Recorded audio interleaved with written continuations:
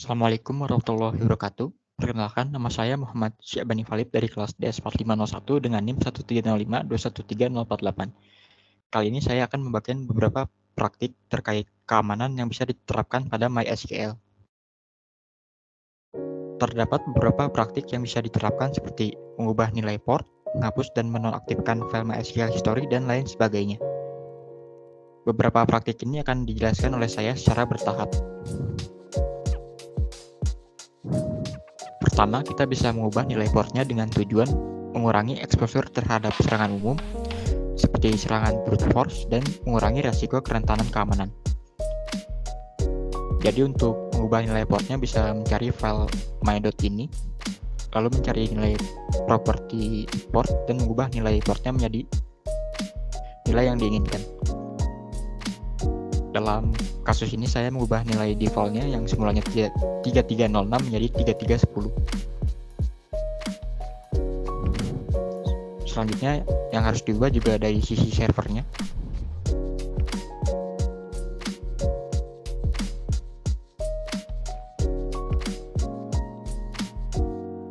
Dan terlihat untuk portnya sudah berubah menjadi 3310. Kedua, kita bisa menghapus dan menonaktifkan file MySQL history. Jadi file MySQL history adalah suatu file yang menyimpan suatu perintah-perintah MySQL sebelumnya. File ini harus dihapus dan dinonaktifkan karena bisa saja mengandung informasi rahasia seperti kata sandi dan harus dinonaktifkan dengan alasan proteksi terhadap serangan. Akan tetapi saya tidak menemukan file ini di perangkat saya. Mungkin secara umum file ini memang tidak ada di sistem operasi Windows dan umum ditemui pada sistem operasi Linux.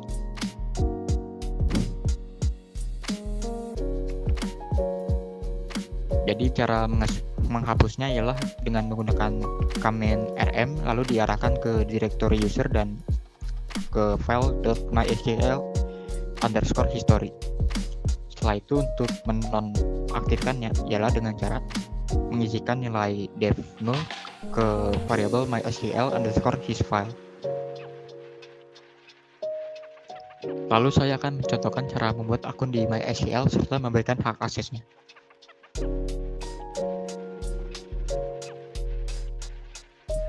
Karena tadi nilai portnya sudah diubah, maka ketika login haruslah dituliskan secara eksplisit nilai port yang terbarunya.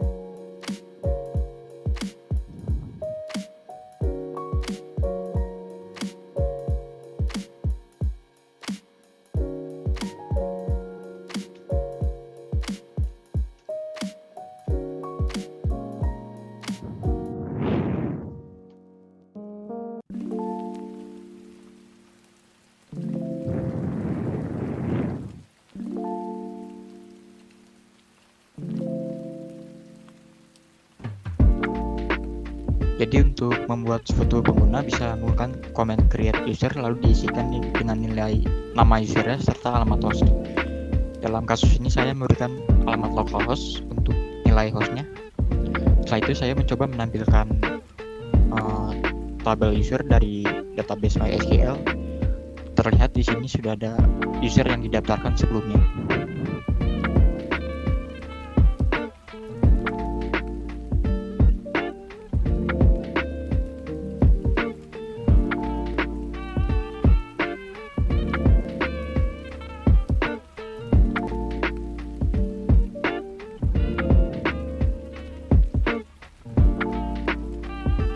Untuk pembuatan user sebelumnya saya tidak memasukkan password. Jadi jika ingin memasukkan password bisa menggunakan klausa identify by lalu diisikan dengan nilai password yang diinginkan dan secara otomatis nilai tersebut akan di-hash oleh pihak MySQL-nya secara internal.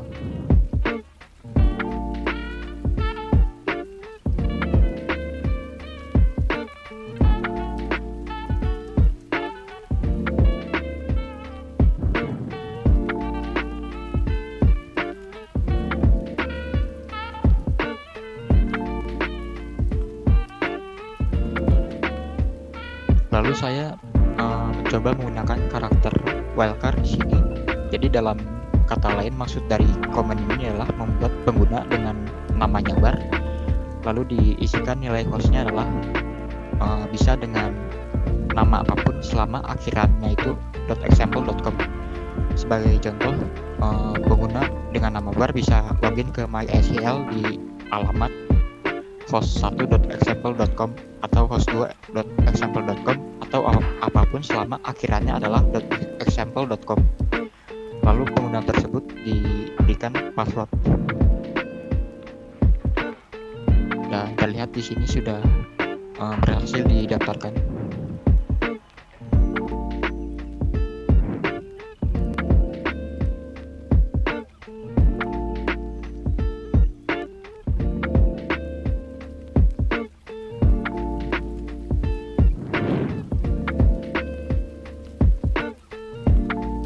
Selanjutnya saya memberikan hak akses kepada user bar.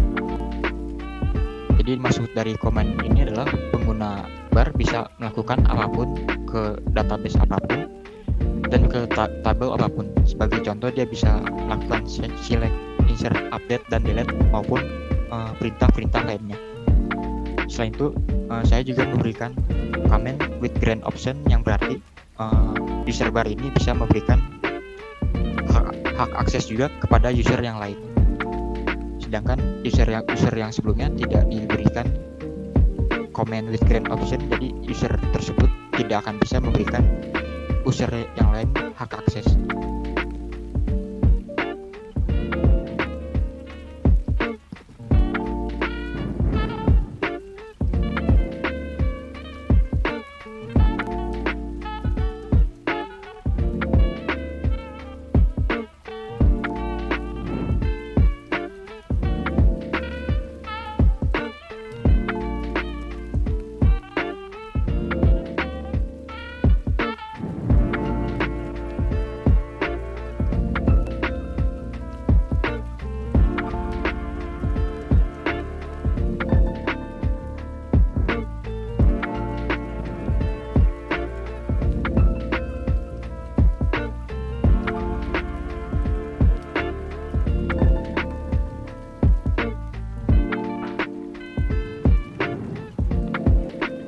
Selanjutnya saya membuat user dengan nama bus dan alamatnya adalah localhost.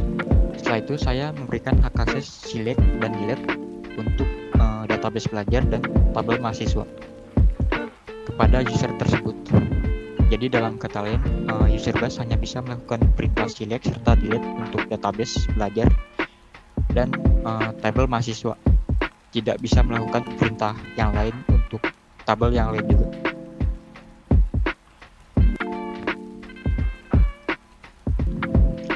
Lalu kita bisa mengunci akun suatu pengguna yang menunjukkan aktivitas-aktivitas mencurigakan dengan cara memberikan komen file login item dan juga password logtime. Maksud dari perintah ini adalah memberikan pengguna tersebut kesempatan 4 kali untuk login. Jika ternyata proses loginnya gagal lebih dari 4 kali, maka akun tersebut akan dikunci selama 10 menit baru bisa menjalankan proses login kembali.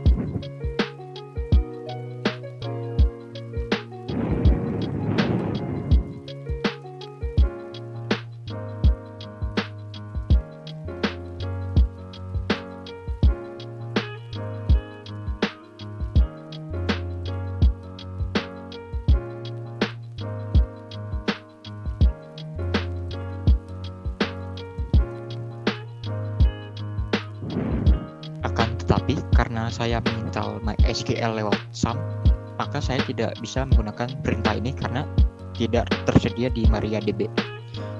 Karena sebenarnya ketika menginstal lewat SAM, yang terinstall adalah MariaDB, bukan MySQL. Akan tetapi seharusnya secara umum jika menggunakan MySQL, seharusnya komen file login item dan password logtime ini bisa dieksekusi. Lalu yang kelima, kita bisa menggunakan plugin autentikasi agar password yang didaftarkan menjadi lebih aman. Secara otomatis MariaDB menggunakan plugin autentikasi MySQL_native_password untuk mengamankan passwordnya tanpa harus ditulis secara eksplisit. Dan juga terdapat beberapa plugin lain yang bisa digunakan seperti ED 25519 yang menurut dokumentasi MariaDB ini lebih aman.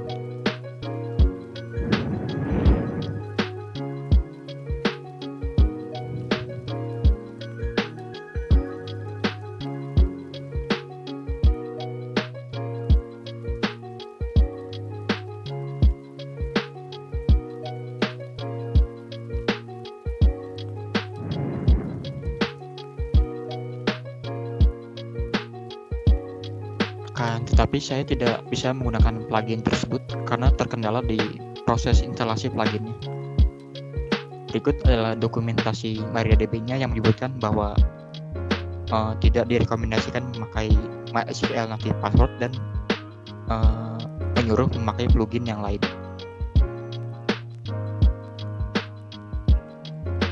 Secara umum, jika ingin memakai plugin bisa diketikkan dengan menggunakan klausa identify via lalu nama plugin tersebut.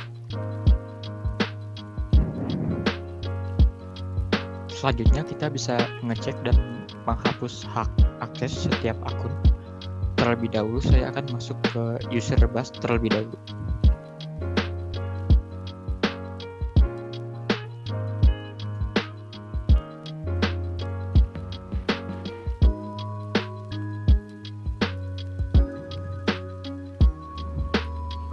Kita bisa menggunakan komen select user untuk melihat user mana yang sedang login saat ini. Terlihat hasilnya ialah Bas.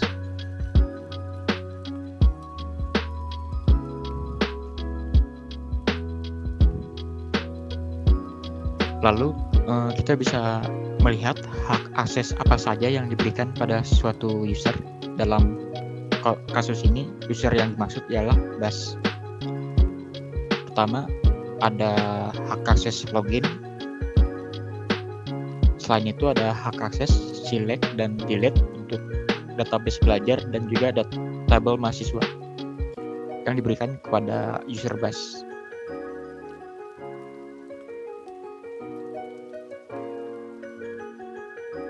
Karena yang diberikan hanya database belajar, maka user bus hanya bisa melihat database belajar.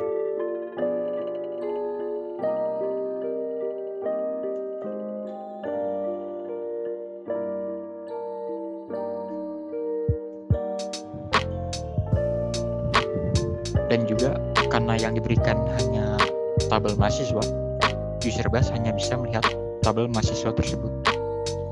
Sedangkan pada user yang lain terdapat banyak tabel.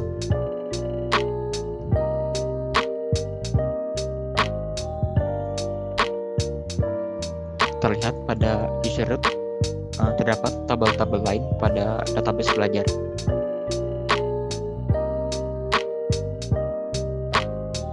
Selanjutnya kita bisa menghapus hak akses menggunakan command revoke dan juga disebutkan hak aksesnya dan juga database serta tabelnya dan juga diisikan user yang mana dan hostnya yang mana.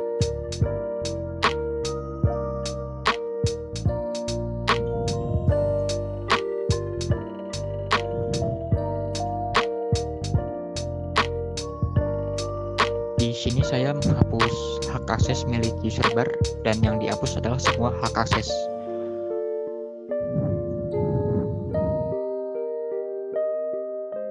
Lalu selanjutnya kita bisa menghapus hak akses tertentu saja.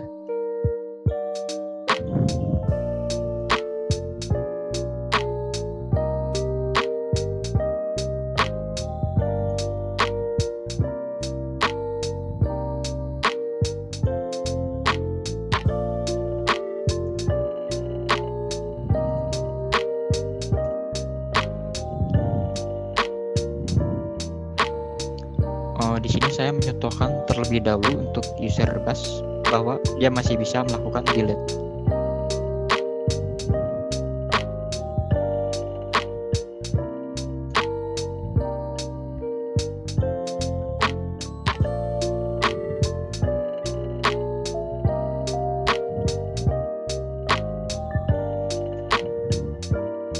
Di sini saya mencoba menghapus hak akses delete dari user bus untuk database belajar dan juga tabel mahasiswa.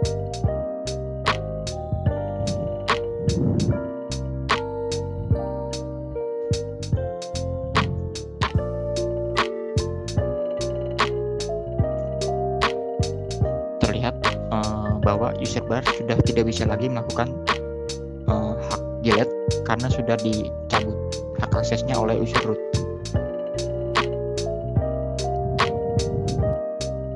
Lalu kita bisa membuat role dengan tujuan dan serta manfaatnya adalah manajemen hak akses yang lebih terpusat, fleksibilitas dan aksesibilitas, dan juga keamanan net serta auditing.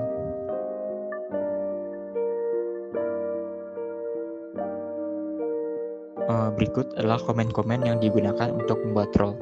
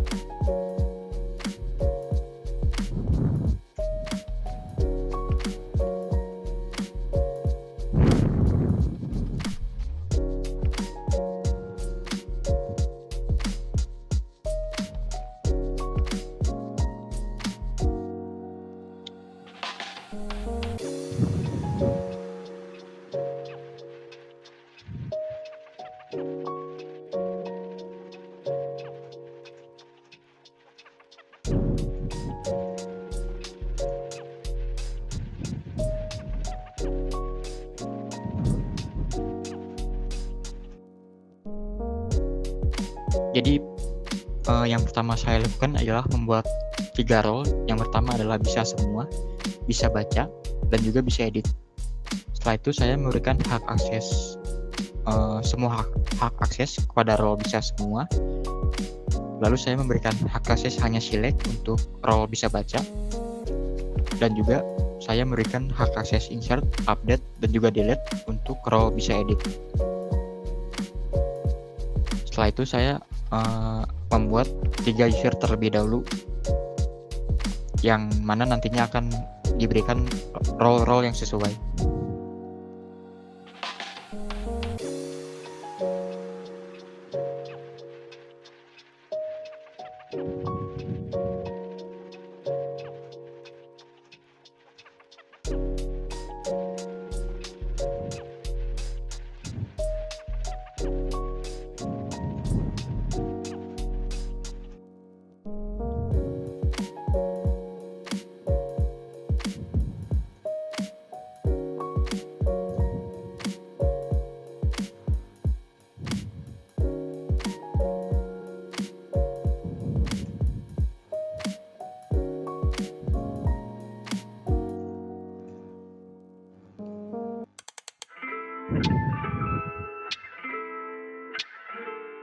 Ya, terlihat di sini ketiga user tersebut sudah berhasil dibuat dan juga role-role-nya juga berhasil dibuat.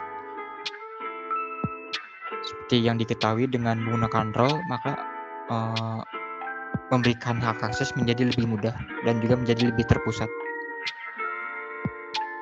Sekian presentasi yang dapat saya sampaikan. Mohon maaf apabila ada kekurangan maupun kesalahan. Selebihnya wassalamualaikum warahmatullahi wabarakatuh.